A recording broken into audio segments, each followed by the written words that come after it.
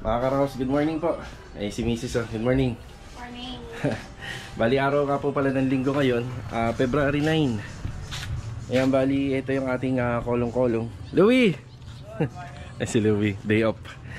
Ayan, may lakad. Bali ito, yung kolong-kolong natin, papipinturahan po natin kay Kuya Rigor. Ayan, pina-sideline po natin to kasi kita nyo naman nung na-turnover sa atin to, ganito lang. Yan, para tumagal po yung buhay niya, papipinturahan po natin. Yan, bali yung kulay na naisip namin, isa yung ganitong kulay na lang hahanap po ko sa labas. Yung ganyang kulay. Pero naka-primer po muna siya para matibay. Ang purpose nun, para kahit madilim, kahit papano, may konting natatanaw na liwanag. So, hindi siya madilim tingnan. Sa sasakyan, mas maganda po medyo maliwaliwanag yung kulay para hindi disgrasyahin. Ayan, bali, pinturahan sana natin to ng kulay itim. Itim sana para bumagay doon sa kulay ng motor. Pero kadalasan po talaga mga kulay nito medyo light color para ano pa rin siya, pansinin pa rin. Mahirap kasi magpatakbo ng sidecar kasi meron kang iilagan dito sa gilid. Baga sagain siya. Yan, let's go. May trabaho tayo dito sa phase 3, yung dalawang project natin dito at saka rito sa phase 1 ngayong araw ng linggo. Kaya ito, samahan niyo po muli kami and enjoy watching po. Yan, biyahe na tayo. Kailangan tayong bilhin. Tara. Maghahanap muna tayo ng lagaring pangkahoy. Kahit yung maliit lang. Para makapag-install tayo ng kornisa doon sa project natin sa phase 3. Tapos mamaya pagbalik ko, bibili naman tayo ng pintura. Hahanap tayo ng acrylic na red. Kasi yun yung mas mabilis matuyo Kapag ka QDE kasi, tapos kinabukasan gagamitin na kagad natin yung kolong-kolong, baka hindi pa tuyo. Basta pagka araw ng linggo, kung may bala kayo magpatrabaho sa bahay nyo or sa ganito sa amin, bilhin nyo na yung mga gamit ng maaga. Ang hardware ho kasi kadalasan half day lang. Bira tayo makahanap ng hardware na nagbubukas full day kapag araw ng linggo.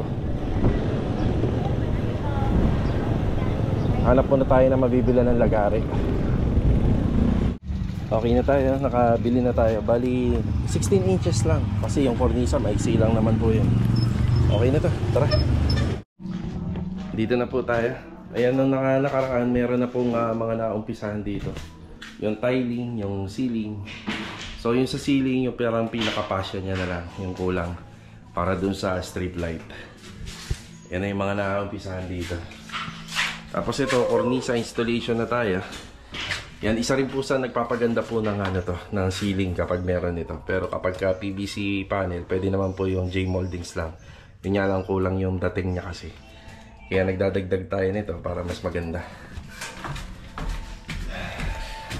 Ayan. Donis, good morning. Good morning. Ayan na, si Rusty. Good morning, Rusty. Tsaka si Bilog. Morning, Bilog. Good morning. Okay. Kaya tigisa kayo dyan para kabilaan.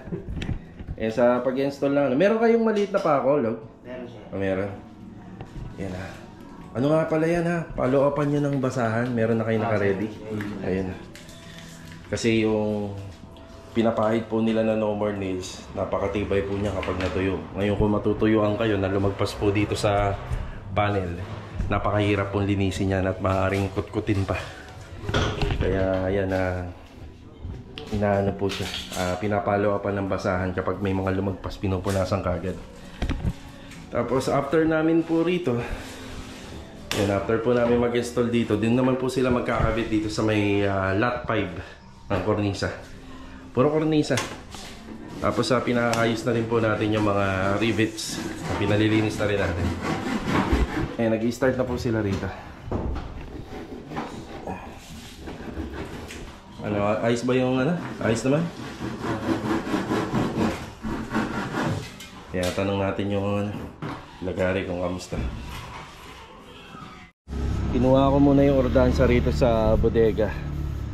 Ayan, ito yung guide namin para sa pag-install ng kornisa. So dito pinapasok yung lagari at saka yung kornisa para iskwalado yung putol. Tara, balik tayo sa phase 3. Kuya Rigor, good morning! Morning, boss! Ayan na, inumpisa na ni Kuya Rigor to. Kaya pati yung gulong na. Yung sa ano, yung rim. Yung rim lang, hindi yung ano, goma. Yan. Tapos nagpaalam na rin po kami doon sa mga kapitbahay na ilipat bahagya yung mga sasakyan para hindi tamaan ng spray. Yan, delikado kasi yan, pwedeng kumapit yung buga ng pintura sa ibang sasakyan. Yan, sa phase 3 tayo.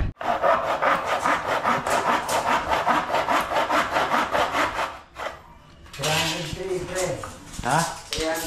Yeah, mas maganda siya magputol kasi may guide na tsaka may stopper. Ay, maba mo na. Yeah, may stopper na.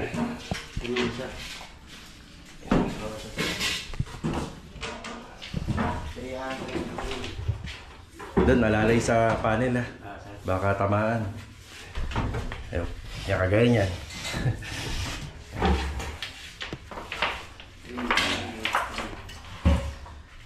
Dito naman tayo sa phase 1.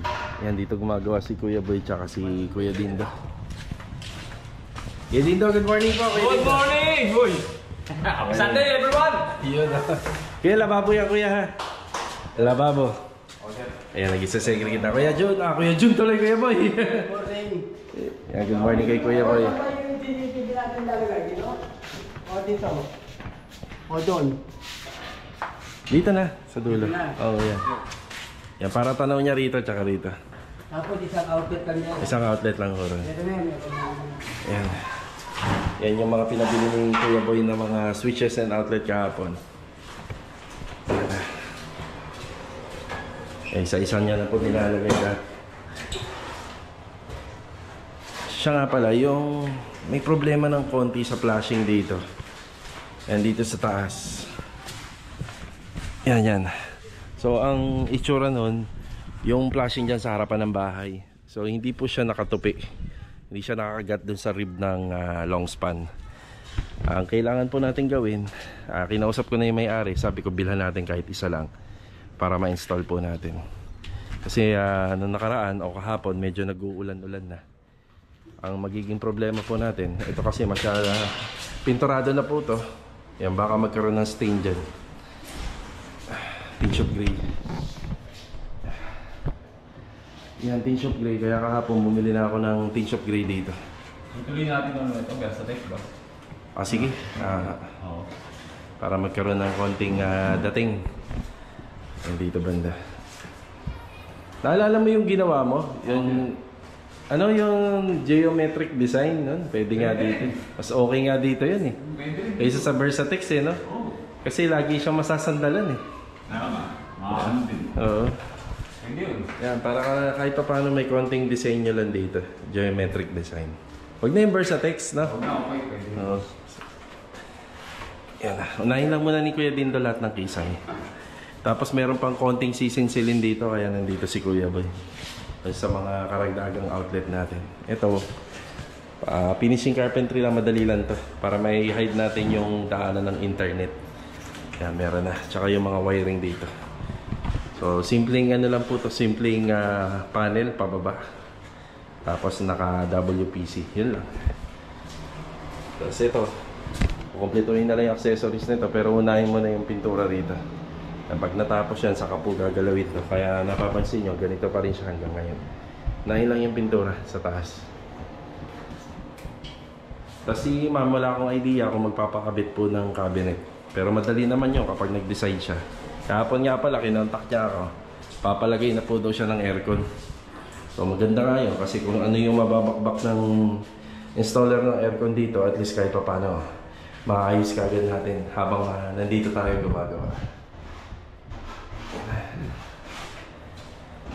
So ito muna yung update natin dito sa assignment natin sa phase 1. Padlock? Sige, lagyan na natin to. Kahit yung gate lang na. Okay. Sige. Alright.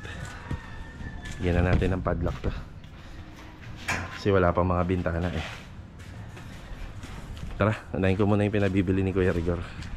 Ayan, bumalik po tayo rito sa bodega. Ganyan na lang, bubugahan ko na lang ng bubugahan. Mas okay pa nga Kuya, ganito na lang. Yan kasi ano, una, linggo nga ngayon, mahirapan ako maghanap ng pintura na ganito. Dapat kasi ano, acrylic or lacquer type para madaling matuyo. Pag enamel kasi ano siya, hindi pa magagamit bukas. Di ba yung pansasakyan yung mga acrylic? Oo. Pero mas nag-decide na lang po kami na ganito na lang, mas okay pa. Lalagyan lang naman natin yung mga ano. Gas-gasin din no kuya pag may kulay. Lalagyan ng plywood, gas-gas din. Gas-gas dito. So ito, bali nag-decide na lang kami puro ganito na, gray, light gray na lang, at least light color lang. So yun nga din yung reason namin kasi magagasgasan lang din naman. Mas okay na to kuya, ano? Bubugahan na lang po ng maraming beses. Maraming beses na lang po siyang ano, bubugahan. At least tayo hindi na rin maaabala. Si e-bike pa naman palubat na. 70.3 na lang, lobat na. Walang alam kung ano kung kaya ng flow yan eh. Kung di kukulo sa flow. Lalagyan ko sana ng flow eh. Lacquer flow? Para mas ano? Para kumintab. Para mas makintab. Hindi ko, baka kumulo kasi. Hindi, okay na to. Ika nga malinis tingnan pero madudumihan din. Manggamit-gamit lang. Dapat pinturahan mo rin yung ano. Ayun oh.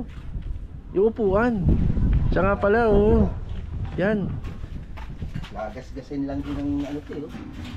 Yan, pag nakapatong dyan.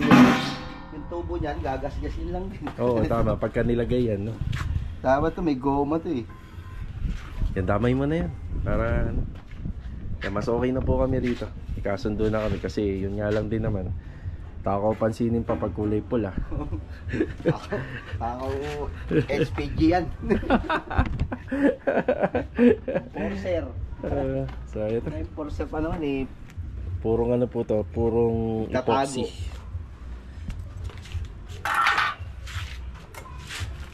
Bale ito mga karo, sa bago magtanghali, yan alis muna tayo dito sa Lumina. Pupunta po tayo sa Centennial. Kailangan po kasi natin mabili yung mga tiles na kulang pa sa Anyana. Yung ginagamit nilang 30 by 30 sa may floor area ng ating carport at saka doon sa may balkonahe. Tapos yan, may mga dadaanan din tayo doon sa ANS Lamps. Then may dadaanan din po tayo rito sa may Tansa sa may Inco. Meron tayong bibilhin na gamit na makakatulong sa mga renovation natin. Tsaka panlinis na rin po ng sasakyan. Ayan kasama natin si Mrs. Sunday. Trabaho na naman. Sunday trabaho. Meron nga po pala nagpapa-ocular sa atin. Usapan namin mga alas 10 AM. Dito lang naman po yan sa may Lumina. Kaso nga lang kailangan natin bilhin to eh. Kung sayang yung oras kung ano. Sayang yung oras kung hintayin pa po muna natin sila. So pwede naman daw mamayang hapon. At may nagpapa-ocular din po rito sa phase sa phase 4. Tingnan natin kung anong oras tayo makakauwi. Yan, pinagtimpla na tayo ni Mrs. ng kape. Pag-isip. Para hindi na bumibili sa labas kasi mas mahal yung kape sa labas eh. Bakit ka na magbayad? Tara. Hindi maganda yung weather. Dito tayo sa Caltex. Pagas muna tayo. Paulan yata sa Manila. Dito sa sasakyan na to, weekly yung gas natin. Less than 2,000 a week pag lagi siyang ginagamit. Pero umaabot din kami ng minsan 2 weeks bago magpagas. Depende. Nagagamit lang naman to kapag may project tayo sa labas eh. Kagaya nito sa Anyana. Or kapag mamimili tayo ng mga materyales. Pero mas gamit to kung laging umuulan. Syempre mas pipiliin natin gamitin to para hindi po tayo mababasa. Basta pag ginagamit namin to, kailangan madami kaming nagagawa para sulit yung biyahe at saka sulit din yung nakukonsumo sa gasolina. Di ba? Nakanta. Ayan, okay na. Isa na rin. Ito magbayad. Anyana project. Eh, nandito tayo sa Bel Air Central. Pero day off po namin ngayon. Nakita-kita tayo dyan bukas. Pero kami walang day off. Si Mrs. Naririnig niyo yun. Ano? Pero pag tayo walang day off. Makukontrol din natin ang lahat. Huwag ka mag-alala. Sa ngayon may mga hinahabol kasi tayong trabaho. Darating din ang time na makakapag-day off tayo. Pag araw ng linggo, dapat talaga nagpapahinga eh. Pero ilan din po sa mga tropa, ayun, may pasok. Pero yung ilan kasi sa kanila kagustuhan nila. Kagustuhan talaga nila. Yan, makokontrol din natin yan. Yan na. Ilang beses din ako magpapabalik-balik dito sa pupuntahan namin. Gawa ng yung mga ilaw, kailangan sukatan muna natin. Yung sa mga strip light. Ilan ang cove ceiling dito sa project namin? Nasa 3 yata dito sa Anyana. So bibili pa po tayo ng strip light para po dyan. So kailangan muna masukatan po. Ayun no. Ano ba basa dyan? Shuttles best. Yan o, bago. Open na sila. Eh, may drive-thru. May bago na naman tayong iikutan na kape. Kape is life. Dati hindi ako mahilig dyan eh. Simula nung nakakaramdam ako ng antok sa biyahe, yung kailangan ko na magkape. Yan. Dati di ba hindi ka nagkakape? Oo. Sign of aging. Gusto mo na lagi ng kape. Ah, ganun ba yun? Matanda ka na. Eh, mahilig ako sa buko eh. Buko talaga ako. Sa Red Horse. Ay, Red Horse, unti-unti na natin tatanggalin sa buhay natin yan. Nagkakaedad na eh.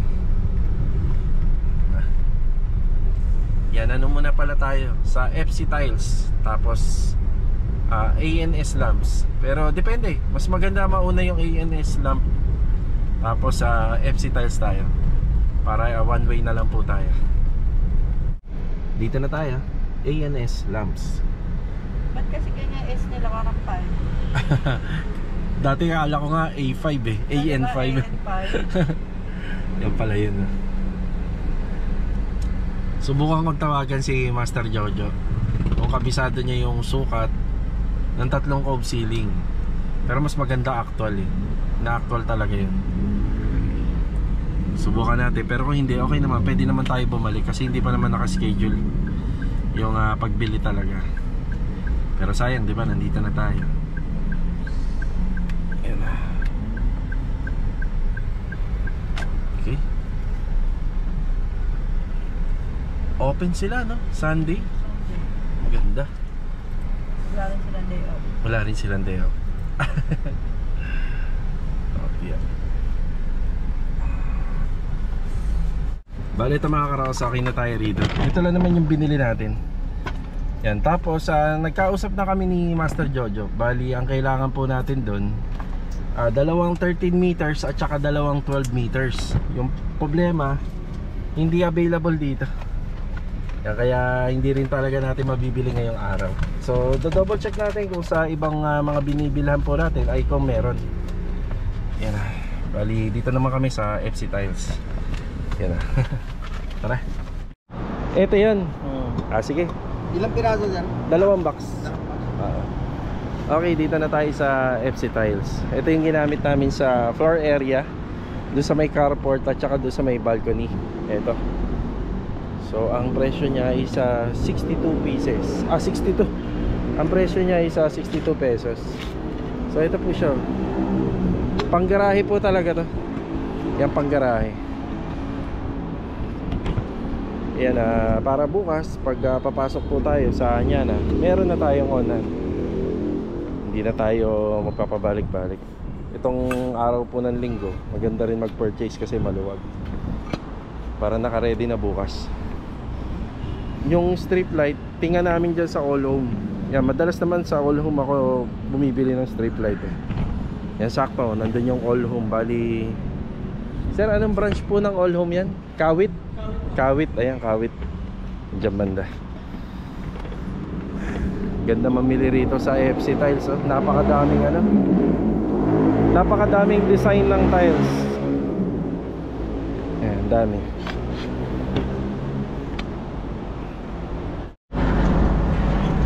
Ito na yung tiles. Bali yung isang box nga po pala natin nasa 14. Bali 28 pieces. Yan, 1,736 para dun sa additional project natin dun sa Anyana. Yan, sa balcony at saka dun sa may carport. Thank you kuya, salamat po. Actually tapos na yung carport eh. Bandang ano na po yan, porch. Yan, punta tayo sa All Home. Sayang kasi yung biyahe natin kapag hindi tayo nakabili ng street light. Nakuha naman na natin yung mga sukat eh. Tara. All Home sa may Kawit branch. Pasok tayo. galing na po tayo rito. Hindi na tayo nakapag-video sa loob, pero ganun din, hindi available. Ayan, madali lang gumawa ng bahay basta may tao. Isa to sa mga mahihirap, yung maghanap ng materyales. Siyempre hindi lang naman po tayo yung bumibili. Napakarami rin na nagpapagawa ng bahay, kaya paunahan lang yan. Di bali, meron naman po tayong pagbibilhan or meron tayong contact. Siguro hindi natin mabibili ngayong araw, baka sa susunod na araw or bukas may deliver sa atin. Yan, dun na lang. Yun nga lang, hindi agad-agad natin makukuha. Hindi kagaya ngayon kung talagang on the spot na nagpe-purchase tayo, at least hawak na natin. Bukas pwede na natin ipakabit. Yan, sinubukan naman natin mag-purchase kasi galing tayo rito. Ito yung sadya natin, sa Tile Depot. Tsaka may sadya tayong isang ilaw naman dun sa ANS. Yun nga lang, hindi available dun sa ANS, sayang.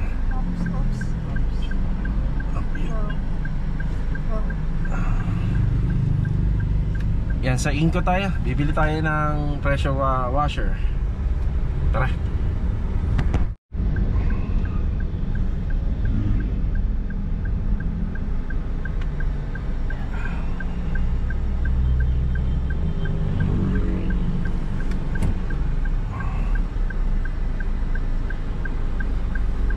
Bukas ang Inco kapag linggo. Wala rin silang day off. Okay. Pressure washer lang. Kahit ano naman, kahit hindi masyadong malaki. Maliit lang. Ay, lagi tayo nabili rito. Kamustahin na rin natin yung pinagawa nating chipping gun.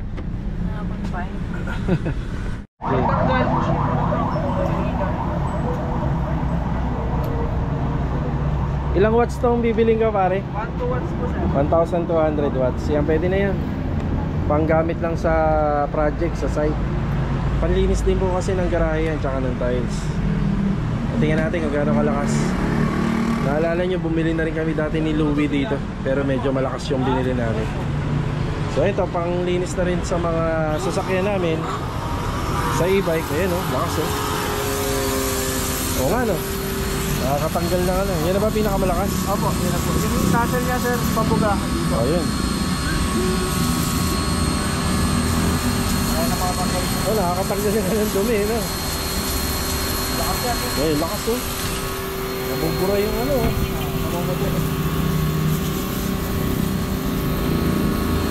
Kaso nga lang, itong ganito kaliit, hindi naman pang madamagan na pare. Pero pag ginamit ng mga isang oras straight, kaya naman. Kaya naman, sir. Kaya. Huwag lang pang madamagan. Eh, bato, natatanggal oh. Lakas na, no? Hindi advisable yung ganyang kalakas sa kotse, no? Opo, sa mga body, sir. Pangano lang to. Makakagulong rin. Oo. Yung body, pabog lang, sir. Yan, dapat pa ganyan. Okay, okay na. Dave. Ayos na. Pag bumili kayo ng mga ganyan dito, tinitesting po talaga nila. Actual. Malakas, sir. Lakas. Malakas mga sar. Bali, sir, after nyo gamitin, i-drain nyo siya lagi. Huwag nyo naubunin. Kailangan drain. Opo, drain nyo muna. Yan. Huwag nyo lang, sir. Kasi malumutan, magkakarakan po yan. Tama. Yung baral, walang warranty yung sir. Sige. Yung motor ng Bali, ano po yata to rito? Nasa kulang-kulang 3,000 to, ano? 2,700. Tapos bumili tayo ng ano? Yung quick release, isang set. Ito. Yan. Ito pa, balik na tayo ng Lumina. Bali, meron ako nabanggit kanina na magpapa-ocular. Isa sa phase 5, isa sa phase 4. Yung sa phase 5, hindi na kami matutuloy din ngayon kasi alas 3 pa lang umalis na po siya. So nagbago nga lang po kasi yung schedule niya. Marami kasi tayong pwedeng magawa pa habang naghihintay, kaya umalis na rin tayo. Ngayon, pinicturean na lang po ni sir lahat ng anggulo ng kanyang bahay. Then mag-uusap na lang po kami sa messenger. Ngayon ito, pupuntahan natin yung isa nagpapa-ocular dito sa phase 4. Ayan na, si ma'am na. Okay. Dito na po tayo mga karos. Bali, yan likod ng bahay na yan. Yan yung guardhouse paakyat sa phase 4. Sabi nila more than 70 square meter po daw yan. So end lot, siguro dalawang bahay, kaya 70 square meter mahigit. Ayan, baka dalawa. So mag-uusap muna kami ni ma'am. Tapos mamaya update na tayo sa project natin sa Lumina. Tara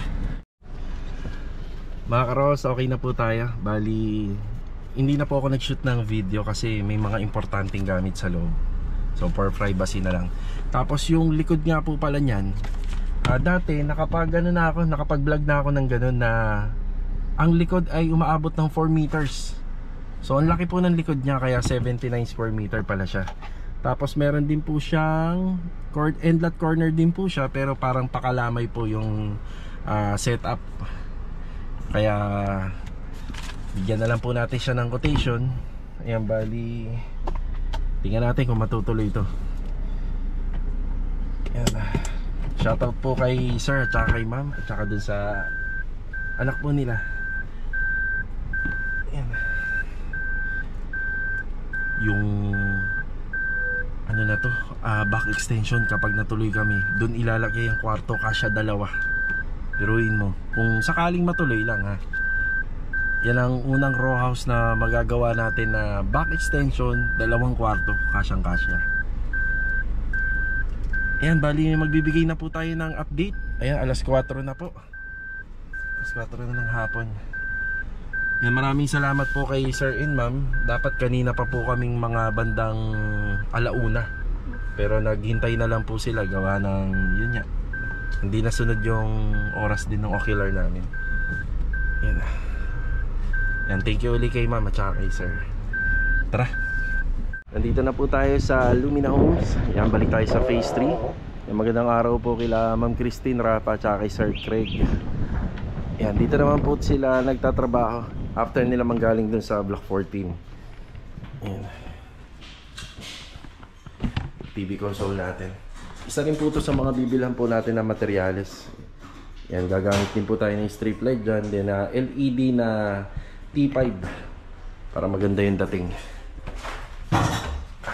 Ayan o. So, minsan na rin sila rito.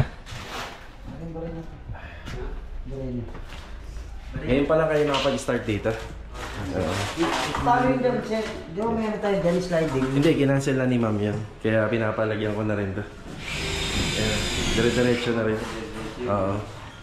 Nung nakita kasi ni ma'am to, nalakihan na siya. Sayang naman daw, liliit pa. So, yun yung ating closet. Bali sa closet, yung pinaka mukha na lang po ng drawer yung ilalagay rito. Yan. Log, yung kornisa nito, ang diskarte rito, idediretso mo na ha. Ito. Oo, idediretso mo na yan, hindi mo yan lalagyan ng kanto. Sun straight. Ito, idediretso mo na yan dito. So kasi kita mo may kanto siya ha. Pagka ganyan, diretso mo na. Pero pag malaki-laki, bubuhayin mo yung kanto. Yan. Kung kasya, lagyan mo na. Subukan nyo kung kasya. Boom! Sakto? O, lagyan mo na. Para maganda. Yung nakalapad din. Yun yung lapad. Pantay na sa ano. Kung gusto nyo, ihuli nyo na yan. Ihuli nyo na yan. Dito na muna kayo. Paikot dito. Ayan na. Wala na. Isang diretso na yan. Buti na lang, inabutan pa natin sila. Total naman, maya uwian na. Ayan, pagkatapos magkabit, pinupunasan ng basahan na basa. Para dun sa mga lumalagpas na ang tawag doon, Log? No more nail. No more nail. Yan, punta tayo doon sa kabila. Yan. Tapos yung ibang mga kornisa gagamitin dito, pero medyo matagal-tagal pa. Yan, kukornisahan din yan. Kapag nakakabit na siguro yung yung cabinet.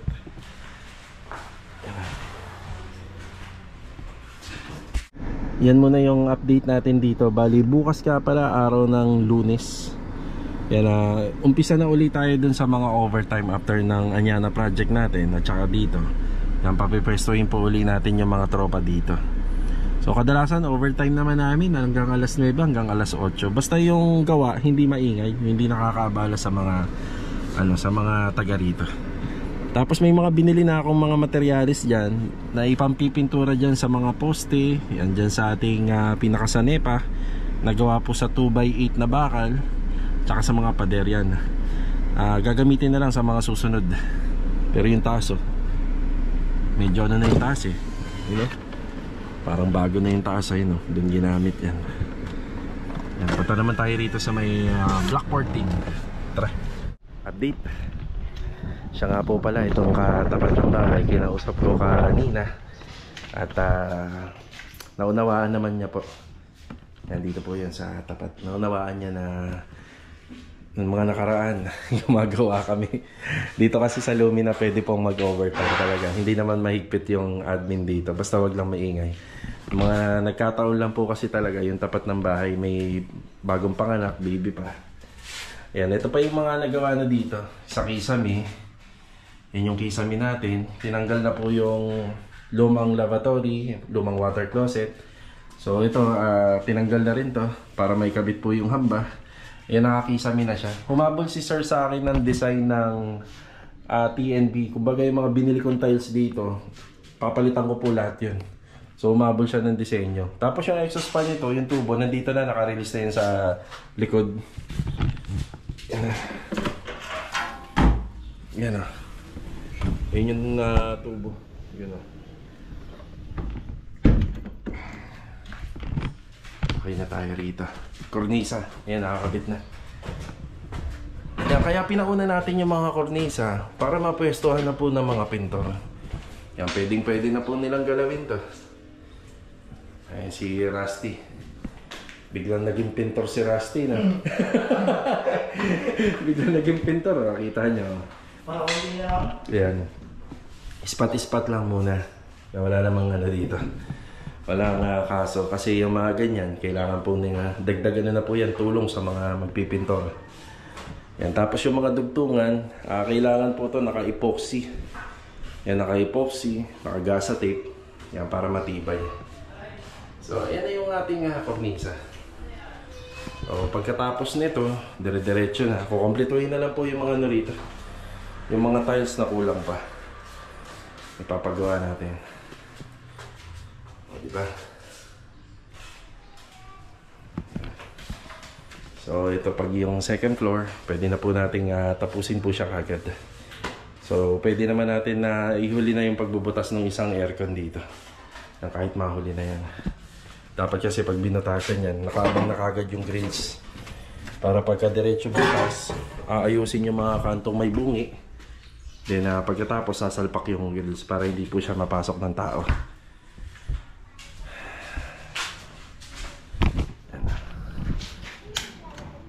Yan, magpipicture ako dyan para may pang thumbnail tayo. Tapos ito nga po pala, makukompleto na nila yung sa cube. Yan, konti na lang ito. Makukompleto na.